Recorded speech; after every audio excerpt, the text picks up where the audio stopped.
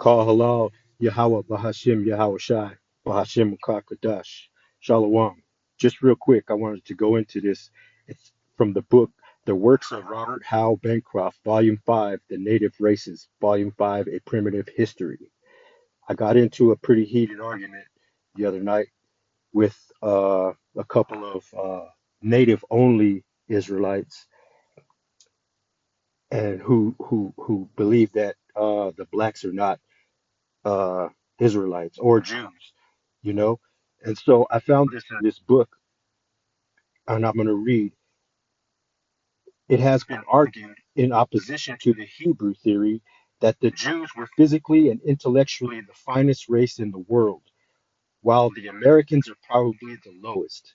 But in answer to this, it may be stated that the finest among the Jews belong to the tribes of Judah and Benjamin, which were not among the so-called lost tribes, though even if we admit that the 10 tribes were physically and intellectually equal to these two, we may not fairly suppose that their temperament and physique would be changed by the dwelling for the length for a length of time in a different environment of America.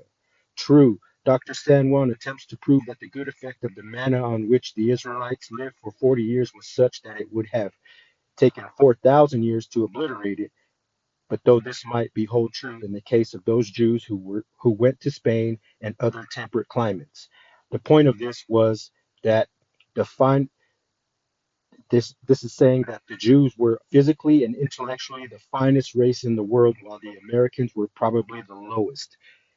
This is telling you that there is a definite physical distinction between Jews, well, basically the Southern Kingdom and the Northern Kingdom. Like I was stating in my argument, there's a visual, physical difference.